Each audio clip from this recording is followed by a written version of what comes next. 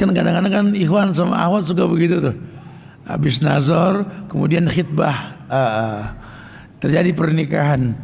Ini memandang pasangan tuh senyum-senyum sambil berkata yang akhirnya puncaknya cinta gitu. Puncak cinta. Awal ujian enak aja. Ente belum serumah indah semua, pas rumah coba ya Allah ya Allah. Ini nggak main-main, ini ujian. Karena memang ini lambang kehidupan, dan hidup ini memang perpindahan dari satu ujian ke ujian yang lain. Tapi kan kita orang Islam berhusnuzon. Kita punya Allah yang nggak mungkin menguji di luar batas kemampuan. La yukallifullahu nafsan illa wus'aha. Kalau ente merasakan berat dengan ujian, jangan salahkan Tuhan dan ayat yang difirmankan. Salahkan diri kita. Kenapa ini berat ujian? Kalau boleh jujur, kita tidak dekat dengan Allah.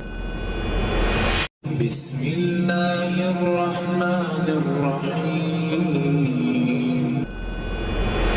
Kita akan bahas sebuah bahasan dengan judul tidak ada yang sulit. Karena hukum asal agama bukanlah sebuah kesulitan. Jadi kalau sampai ada orang merasakan sulit dalam beragama, jangan agama yang dikambing hitamkan. Pelakunya yang mungkin mesti dipertanyakan. Karena betapa banyak orang merubah hukum, mengijtihadkan menurut pendapat masing-masing. Nggak tanggung-tanggung kalau orang salah ijtihad. Bahkan sahabat Nabi pun bisa dikafirkan, betul? Khawarij, kilabun nar. Ini khawarij, anjing-anjing neraka, kata Rasul. Bahkan bacaan Quran sahabat itu pun kalah sama mereka. Itu Ibnu Muljam, duta Qurannya Umar Ibn Al-Khattab ketika beliau menjadi khalifah. Dialah orang yang membunuh Ali bin Abi Thalib. Bahkan dengan lantangnya Ali tersungkur, dia pegang Quran, dia katakan, Ali, inil hukmu illa lillah. Hukum ini milik Allah ya Ali. Kayak Ali nggak paham apa yang dia sebut barusan gitu loh. Kebayang. Ya kalau kita nggak paham tahapan-tahapan dalam beragama. Makanya saya pribadi pernah tersentuh dengan hadis Nabi ketika saya menemukan hadis tersebut dalam kitab ulama. Ketika Nabi menginformasikan hubungan dia dengan Abu Bakar. Kata Rasul, "Lau kuntu muttakhidan min ahli al-ardi khalilan, la takhadtu Abu Bakrin khalilan. Walakin sahibukum hadza khalilullah." Ini kalau ingat nemuin ini hadis gemeter ya Allah, astagfirullah, astagfirullahaladzim. Nabi mengatakan, "Lau kuntu muttakhidan min ahli al-ardi khalilan." Kalau boleh kata Rasul, aku memilih kekasih di atas muka bumi di kehidupan ini, la takhadtu Abu Bakrin khalilan. Kan ku pilih ini Abu Bakar kekasihku ini. Padahal ada Aisyah anak Abu Bakar cantik sekali. Ada Sofia binti Huyai, ada Maryam Kipti, ada Ummu Salamah yang pandai mengelung rambut, dan banyak istri-istri Nabi yang enggak kalah cantik. Masya Allah. Tapi andai aku bisa memilih Abu Bakar yang kau pilih. Walakin sahibukum hadza khalilullah. Kata Rasul, tetapi sahabat kalian ini kekasih Allah. Antum mafhum gak nih hadis? Beliau menginformasikan kepada dunia, mencopot gelar kerasulannya di hadapan para sahabat dengan mengatakan, walakin sahibukum hadza khalilullah. Beliau bisa mengatakan walakin rasulukum nabiyukum, bisa. Cuma beliau ajarkan teknik dakwah yang beliau ajarkan supaya manusia enggak merasakan sulit. Karena kalau teman yang ngomong kurang lebih, karena kalau teman yang diomongin ya kurang lebih. Bahkan beliau mengatakan almar'u ala dini khalili. Agama yang pengen kau sampaikan, ingat, agama temanmu tuh agama kamu. Orang tergantung agama temannya. Sehingga sampai kapanpun ya, sekolah full day, berangkat pagi pulang sore, tidak akan pernah bisa mengalahkan pesantren boarding. Karena bertemannya murid dengan guru di kelas dan di luar kelas. Apalagi ustadz ya, yang belum selevel ulama. Bisa gak kita bergaul di masjid dan di luar masjid? Jangan cuma sebatas di masjid. Kalau cubang-tibang menyadur buku, membuka, menyampaikan, mendingan kasih buku atu-atu yang gak paham nanya, begitu loh. Supaya manusia merasakan nikmat. Wallahi agama ini sebuah kemudahan. Nah, cara-cara mudah tersebut dalam Islam diajarkan. Ya, disinilah kita disuruh beragama seperti apa yang dikatakan, berdalilkan qala Allah wa qala Rasul wa qala sahabah. Al-Quran yang difirmankan oleh Allah, hadis yang disampaikan sama Rasul, dan lihatlah bagaimana sahabat mengamalkan hadis tersebut. Sehingga selevel Sa'ad bin Mu'az. Antum pernah dengar nama Sa'ad bin Mu'az? Sa'ad bin Mu'az ini petinggi kafir di Madinah, dulu Yasrib. Nabi belum sampai ke Madinah, lawang memang sedang menuju Madinah. Cuma Nabi sudah utus nama seorang pemuda yang bernama Mus'ab bin Umair, seorang sahabat yang tampan, kaya dan beraroma wangi. Sebagian mengatakan kelebihan Mus'ab ini, Mus'ab belum sampai 100 langkah orang sudah mencium. Atana Mus'ab. Mus'ab datang nih. Saking wanginya itu Mus'ab. Masya Allah. Ini Sa'ad bin Mu'az ngelihat kelemah lembutan Mus'ab. Ini belum lihat Rasul nih, baru utusannya saja nih. Mus'ab, apa kata Sa'ad bin Mu'az? Lam arahu ka'annahu min rijalil jannah. Allah, aneh sih belum pernah ngelihat anak muda kayak gini. Ini sih penghuni sorga bro, kalau bahasa kita kali sekarang gitu ya. Ini sih penghuni sorga. Dia belum ngomong aja enak dilihat, apalagi dia ngomong gitu kan. Lain sama sekarang, ya dia datang jangan ngomong deh gitu. Ya dia ngomong juga gitu loh. Loh kok bisa Tat? Ya iyalah, makanya mesti kita buka bukunya para sahabat, biografi mereka itu seperti apa. Dijelaskan di buku-buku ulama tentang kelemah lembutan mereka. Dalam tafsir Quran ayat yang mengatakan kuntum khaira ummatin ukhrijat linnas, ini jangan diterjemahkan khuruj ya, gitu loh. Kuntum khaira ummatin ukhrijat linnas, ini kalian sebaik-baik umat yang ukhrijat linnas, ditampakkan beda di hadapan manusia. Kenapa beda? Karena kalian mendatangkan kemudahan. Agama ini mudah. Ngelihat kalian, dulu agama itu sulit. Penghinaan agama-agama jahiliyah kepada orang-orang apa yang betul-betul beragama. Wow. Pelecehan perempuan, pembagian waris yang tidak baik, mereka merasakan sulit dalam beragama. Datang Islam, mereka merasakan kemudahan. Ada sahabat yang namanya Ibnul Yaman, Huzaifah Ibnul Yaman. Dalam sebuah riwayat, Huzaifah Ibnul Yaman ini pernah mengatakan, pernah berdialog sama Rasul. Ya Rasulullah, inna kunna fi jahiliyah wa fi syarrin wa ja'ana Allah bihadzal khair. Hal ba'dal khair min syarr. Hadis ini panjang, saya enggak bahas, cuma kupas mukadimahnya aja. Kata sahabat Huzaifah Ibnul Yaman, antum pernah dengar nama Huzaifah? Huzaifah Ibnul Yaman ini yang terkenal dengan Shahibus Sirri, sahabat yang banyak megang rahasia Rasul. Jadi banyak hadis-hadis yang mungkin orang nggak belajar hadis agak aneh kalau dengar hadis dari Ibnul Yaman ini. Dia pernah mengatakan ke Rasul, ya Rasulullah, inna kunna fi jahiliyah wa fi syarrin.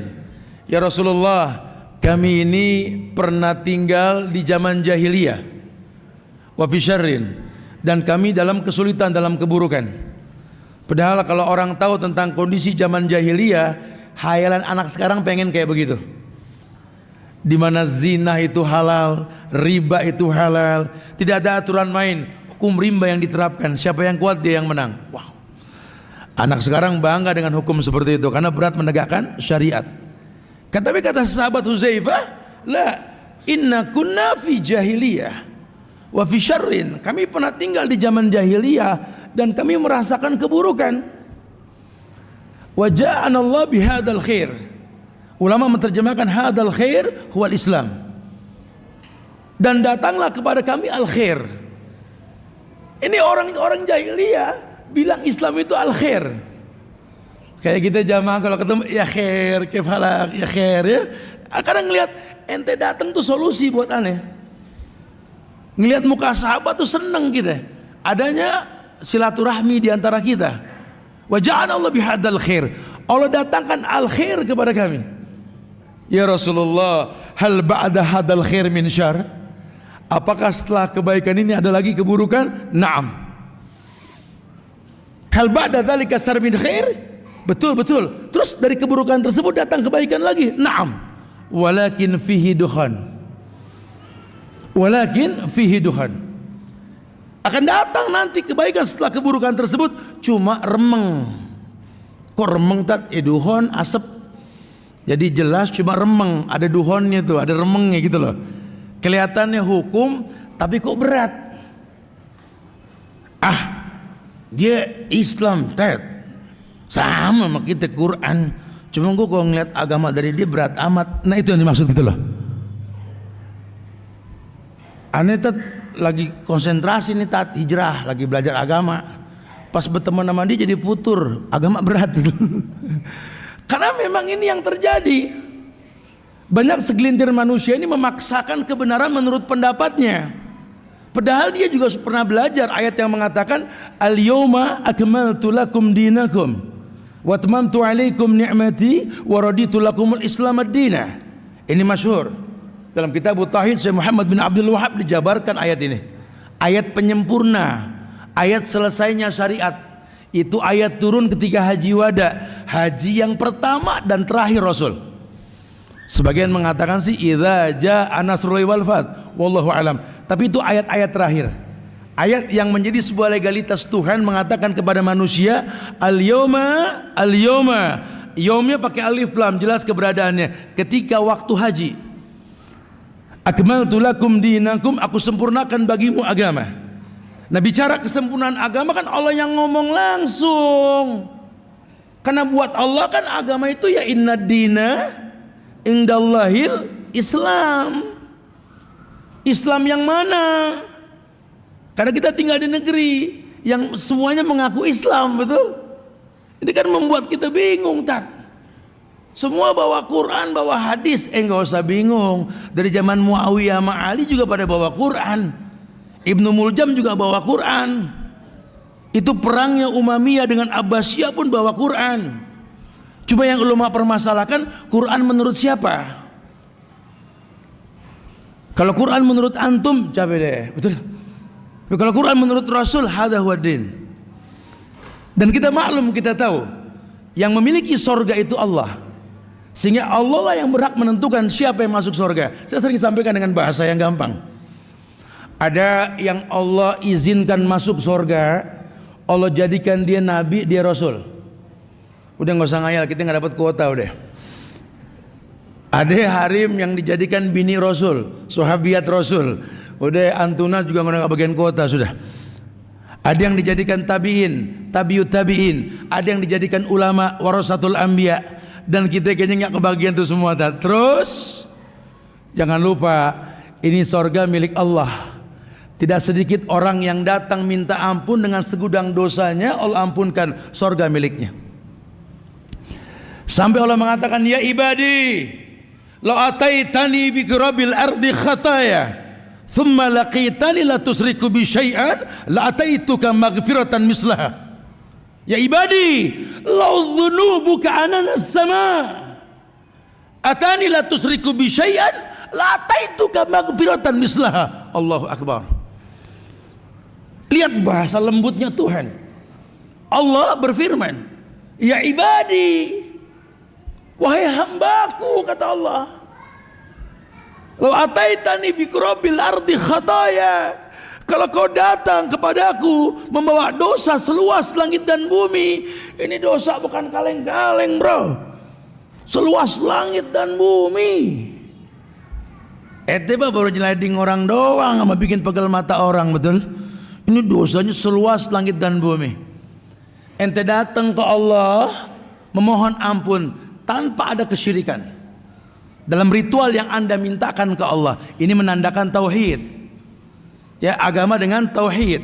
Karena banyak banget orang yang terjebak dalam kesyirikan. Mungkin nggak syirik besar, bahkan dalam Islam saja seorang alim bisa berbuat syirik karena pengen dibilang alim, dan saya alim, ini kan bahaya.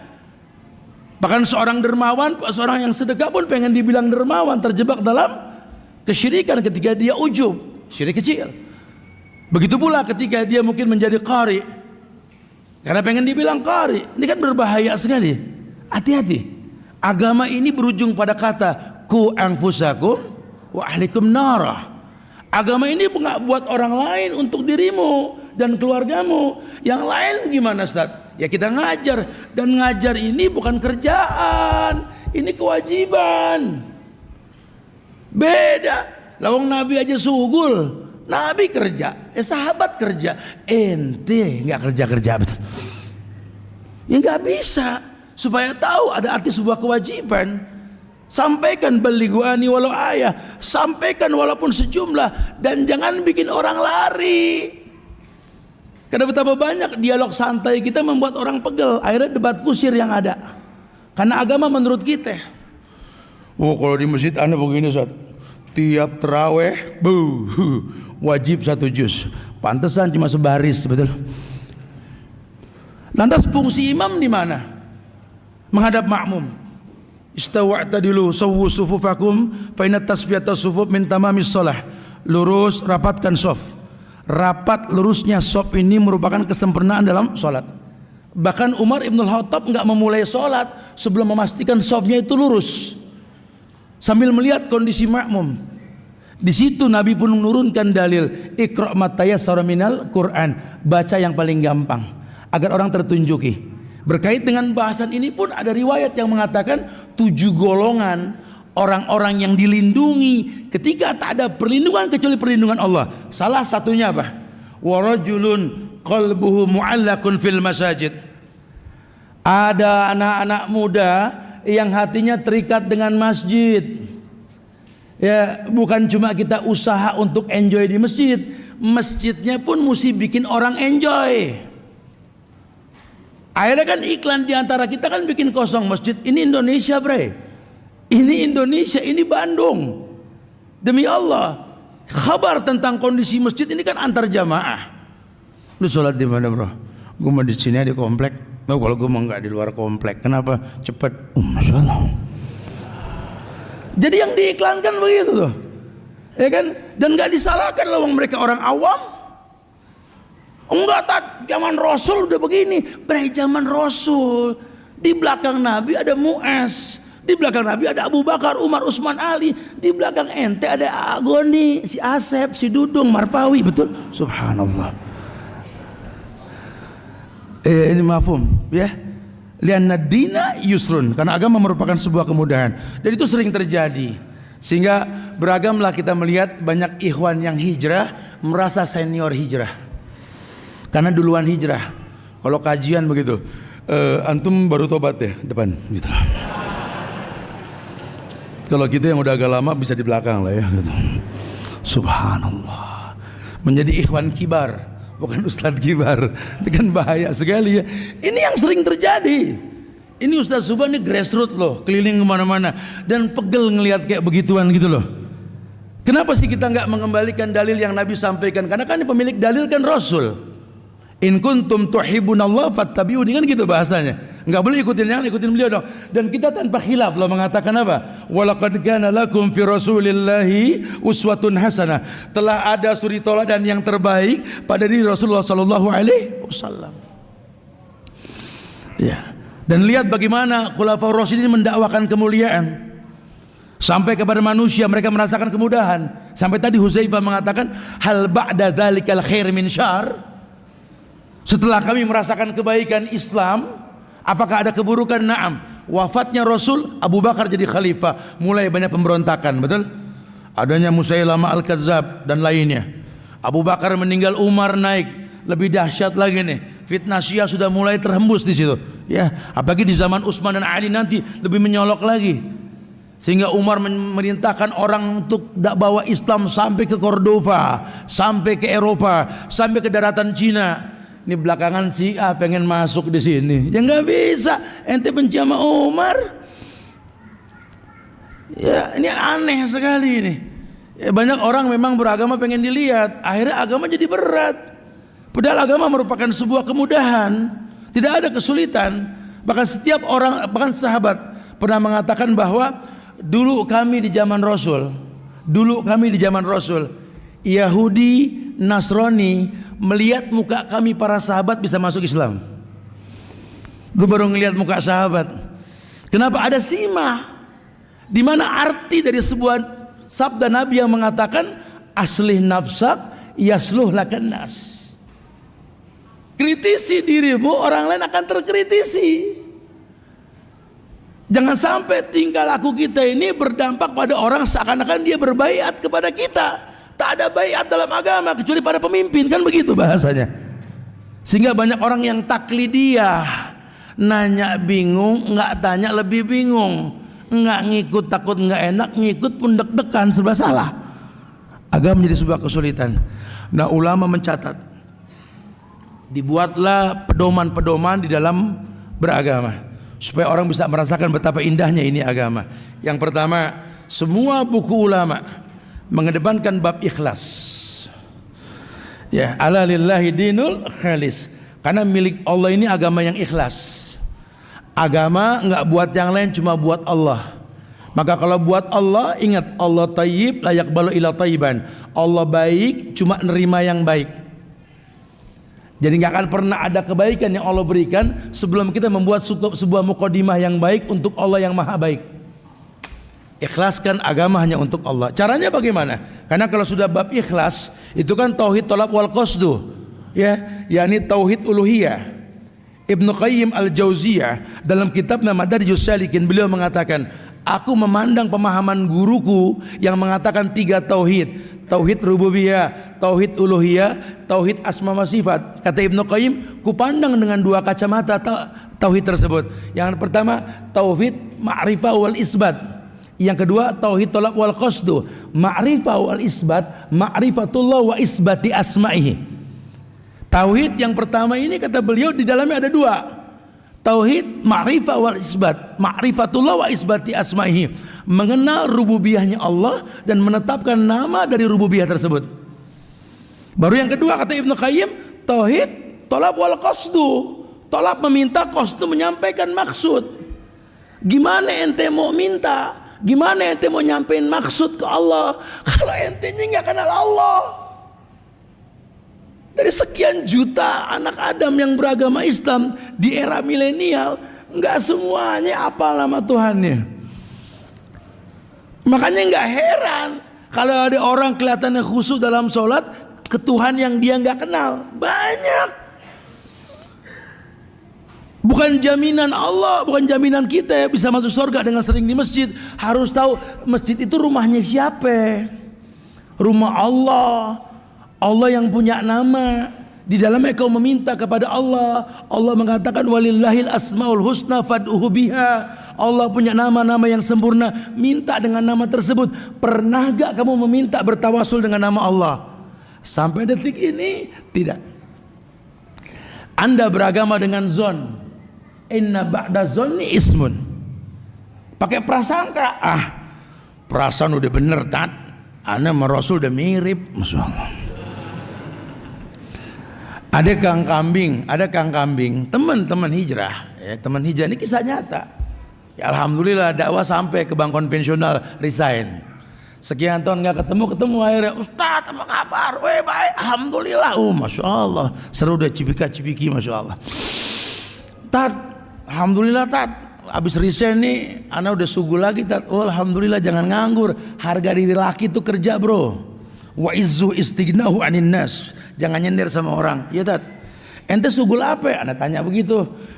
Gimana ngomongnya ya? Gini tat. Pokoknya ini sugulan ana sekarang mirip sama Rasul. Oh, ini orang nomor telepon lo berapa? Aku catat dulu bentar. Kenapa ente bisa bilang mirip Rasul? Aneh sekarang bisnis kambing tat kayak Rasul. Astagfirullahaladzim. Kirain apa?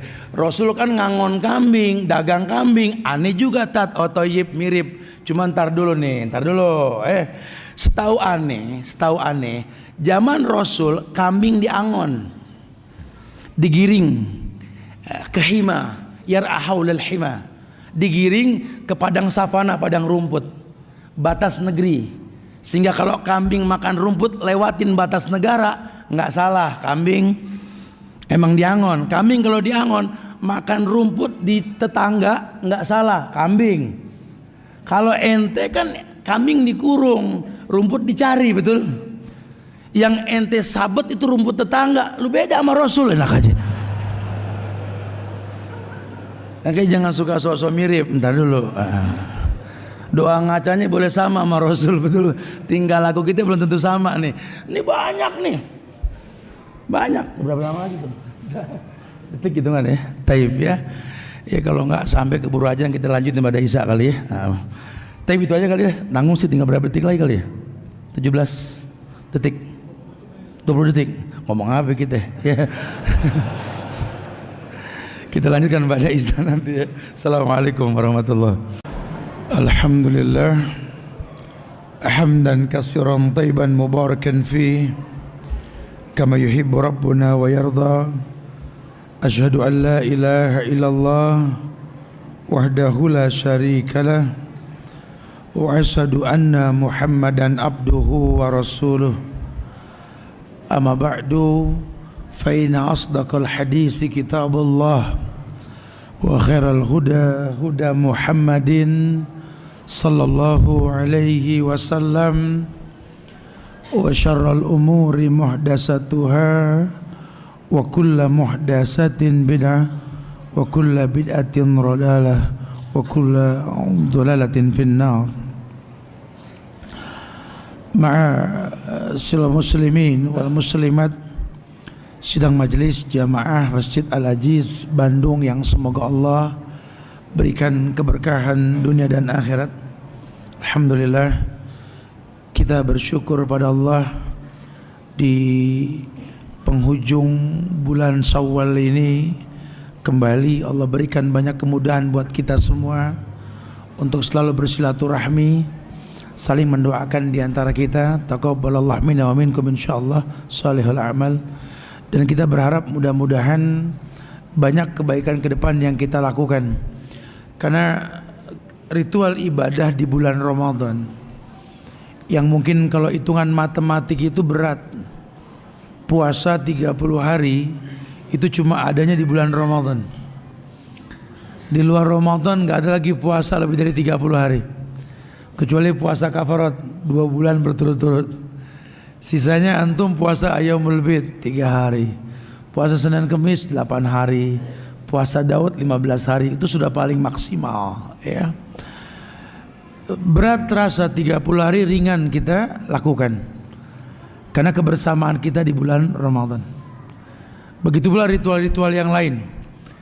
Maka ketika orang tahu bahwa Nabi perintahkan kita untuk berihtisab, menghitung-hitung kebaikan yang banyak di bulan Ramadan, jangan diterjemahkan kok kebaikan dihitung, bukan. Terpancinglah kita untuk tahu betapa banyak kebaikan yang ditebarkan di dalam bulan Ramadan. Makanya beliau bersabda, idza jaa Ramadan futihat abwabul jannah wa ghuliqat abwabun nar wa suffidatis syayatin wa maradatil jin, kan gitu. Saking indahnya Ramadan itu, datang Ramadan terbuka pintu surga. Antum gak usah ngebahas model pintunya gitu loh. Pintu surga kebuka, model gimana Tat? Ini kadang-kadang begitu tuh, kita ruwet sendiri akhirnya nanti. Udah pokoknya memang surga kebuka, Anda gampang berbuat kebaikan walaupun sulit karena Anda sedang berpuasa. Tapi ringan. Entar-entar hatam kita bulan Ramadan, betul? Entar-entar kita bersedekah, oh paling gampang nyari donatur bulan Ramadan, betul? Tanya panitia Al-Aziz, betul?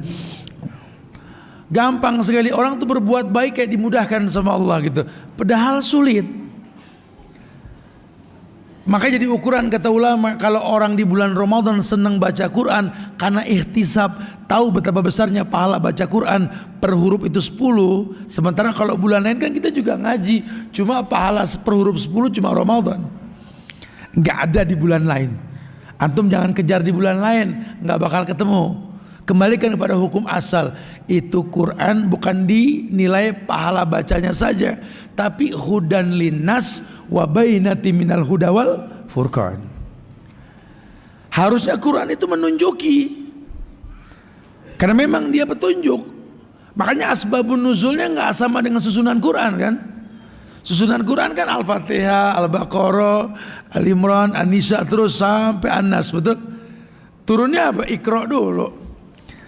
Surat Al-Mudassir sampai ayat-ayat tadi, al-yawma akmaltu lakum dinakum wa atmamtu alaikum ni'mati wa raditu lakum Islam madinah. Tujuannya apa?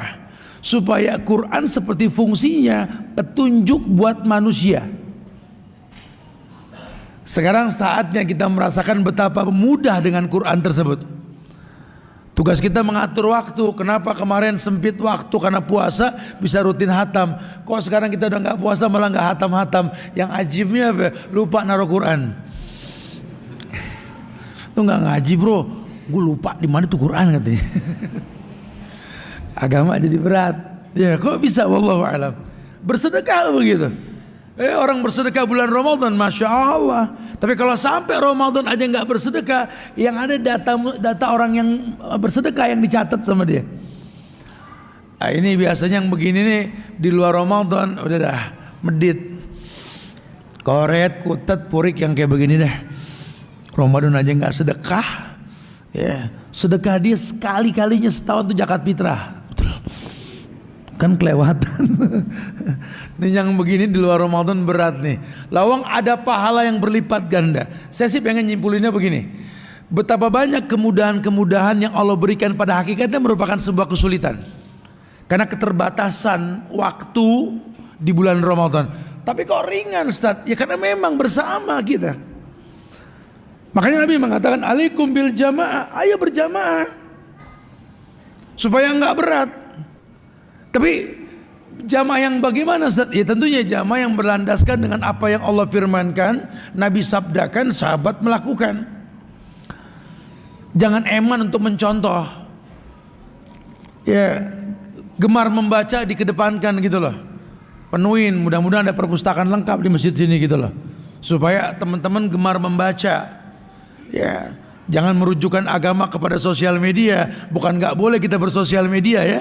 Karena ada sebagian yang memanfaatkan sosial media buat beragama. Kayak sekarang nih kita live. Mungkin yang hadir sekarang ya ada kali 500 orang mungkin kali ya. Allah mungkin lebih. Tapi ini yang nonton sampai 3.000 lebih nih, gitu loh. Ini menandakan apa? Manfaat sosial media. Tapi nggak bisa kita beragama dengan sosmed. Ya agama dengan Quran dan Sunnah. Sarannya siapa? Kitabnya para ulama. Ini mesti dirujuk. Nah itu adanya di perpus, library, buka yang banyak, pancing orang untuk merasakan kenikmatan, bikin mereka menjadi warrajulun qalbu mu'allakun fil masajid, menjadi orang-orang yang hatinya terikat dengan masjid, tapi punya alasan. Aneh juga Tat, alhamdulillah Tat, udah 2 tahun nih hatinya terikat dengan masjid Tat, masya Allah. Gimana bisa terikat? Aneh marbot, mungkin apa? Pikir apa lo marbot, lo digaji lain lagi. Tapi memang terikat karena merasakan manfaat masjid. Kan Allah sudah katakan la masjidun usissa ala taqwa min awwal yaumin. Karena memang masjid didirikan landasannya takwa. Nih, kalau bicara takwa, seluruh ritual ibadah itu ujungnya la'allakum tattaqun. Aneh sampai nih di beberapa masjid dari kemarin nih. Masalah takwa ini. Takwa itu kayak gapura di sebuah tempat yang banyak pilihan. Karena dengan ketakwaan tersebut Allah berikan 3 hal yang mulia dalam hidupmu. Maka baguskan ritual ibadahmu dengan stabilisasi iman. Kalau ritual ibadahmu bagus, la'allakum tattaqun. Kalian jadi orang yang bertakwa. Kalau kalian sudah bertakwa, yang pertama ya ja'alahum makhrajan, ada solusi. Hidup ini masalah. Itu orang menikah jangan bilang puncaknya cinta, awal masalah. Kan kadang-kadang kan ikhwan sama akhwat suka begitu tuh. Habis nazar kemudian khitbah, terjadi pernikahan. Ini memandang pasangan tuh senyum-senyum sambil berkata yang akhirnya puncaknya cinta gitu. Puncak cinta. Awal ujian enak aja. Ente belum serumah, indah semua, pas rumah coba, ya Allah, ya Allah. Ya, tapi nggak ada masalah. Memang itu ujian. Rumah tangga kayak bahtera nggak berjalan tanpa gelombang kan? Harus ada badai. Layar pun terkembang, harus berjalan dengan masalah. Nah makanya itu masalah. Kita bikin masjid di Al-Ajiz, masalah. Jangan kita bilang akhirnya masjid berdiri nih, tinggal surganya doang. Surga dari mana ente? Bisa main jambak-jambakan di dalam, betul? Ini nggak main-main, ini ujian. Karena memang ini lambang kehidupan, dan hidup ini memang perpindahan dari satu ujian ke ujian yang lain. Tapi kan kita orang Islam berhusnuzon. Kita punya Allah yang nggak mungkin menguji di luar batas kemampuan. La yukallifullahu nafsan illa wus'aha. Kalau ente merasakan berat dengan ujian, jangan salahkan Tuhan dan ayat yang difirmankan. Salahkan diri kita. Kenapa ini berat ujian? Kalau boleh jujur, kita tidak dekat dengan Allah. Akhirnya prasangka buruk. Kalau sudah prasangka buruk, apa kata Allah? Wa dzalikum zannukumul ladzi zanantum bi rabbikum ardakum fa asbahtum minal khasirin. Tahu gak artinya? Wallahu alam. Artinya, itulah prasangka buruk yang kau sangkakan ke Allah. Keburukan yang bakal kau rasa. Kenapa berburuk sangka sama Allah? Kalau semua telah ditakdirkan, tinggal dijalanin. Yang belum ditentukan kan sama Allah neraka surganya kita. Diterima enggak pahalanya kita, betul? Ini yang mesti dipersiapin. Kalau DLL sih udah, dan lain-lain maksudnya gitu ya. Kalau yang lain-lain sih udah beres. Ayo coba mulai bermuhasabah diri. Astagfirullahaladzim tuh. Kita butuh makhrajan. Solusi bukan kepastian menyelesaikan masalah. Karena pada akhirnya kita butuh tangan Tuhan untuk menyelesaikan semuanya dalam bentuk rahmat. Yang kedua, kalau kalian sudah bertakwa, ya, dan kalian jadi orang yang bertakwa dengan ritual ibadah yang kalian lakukan, ya ja'alhu min amri yusran. Ini takwamu akan mempermudah masalahmu. Hidup ini masalah. Ya, masalah kita mirip. Tapi kok ente bisa biasa-biasa aja? Kita seumuran, kerjaan kita sama, masalah kita mirip, pegal sama bini sama anak, betul? Kok muka lu boros banget sih gitu loh. Umur belum 40 yang diomongin merek obat. Wah, masalah nih, betul. Kok ente enteng-enteng aja sih? Ini kan mesti dibahas nih. Kok bisa seperti itu? Ya karena yang satu dapat yusron, kemudahan dari Allah. Ya, dia berhusnuzon. Ujian itu lambang kehidupan. Karena Nabi pernah bersabda, innallaha idza ahabba qauman ibtalahum. Allah kalau cinta dengan satu kaum, apalagi orang per orang, Allah uji. Tapi ujiannya tadi, Allah nggak memberatkan manusia dengan ujian. Karena nggak ada kezaliman dalam takdir. Manusia pasti mampu. Kalau anda tidak mampu, jangan salahkan Tuhan. Islah diri anda. Asli nafsak tadi. Ada koreksi diri. Coba jangan-jangan ini jangan-jangan nih. Kok anda bisa berat saatnya? Ya karena memang bicara iman lagi. Anda baru diuji dengan sholat, diuji dengan puasa, dengan sedekah sudah berat. Akhirnya jadi orang yang paling senang kalau sholat udah beres, paling senang kalau puasa udah beres. Padahal boleh-boleh saja. Cuma kalau sampai lebih senang beres ibadah ketimbang baru mulai, ini masalahnya. Akhirnya menjadi orang yang berat dalam beragama. Hati-hati ya. Agama ini berujung kepada qaribin hayyin sahlin. Penghuni sorga itu punya 3 karakter. Kalau anda betul dalam beragama, anda bakal punya karakter 3. Qaribin hayyin sahlin. Qarib gampang akrab, hayyin lembut, sahlin mudah. Ukur diri kita ini. Udah belum tempat-tempat pengajian yang kita datengin, guru yang kita panutin, Quran yang kita hatamin, hadis yang kita baca dan kita hafal, membuat kita jadi orang yang qarib, orang yang gampang akrab, hayyin lembut, sahlin mudah. Kalau belum, ayo revisi. Jangan-jangan ada yang nggak bener nih. Soalnya orang ngelihat agama berat dari ente, sementara agama itu yusrun kata Nabi. Hingga banyak orang mengatakan, aneh sih mendingan nggak tahu tat, jadi enteng, pas tahu jadi berat. Nah ini yang paling bahaya ini.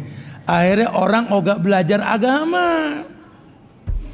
Ya, yang ketiga, takwa dari ibadah yang kau lakukan itu, ya jalakum furqanan.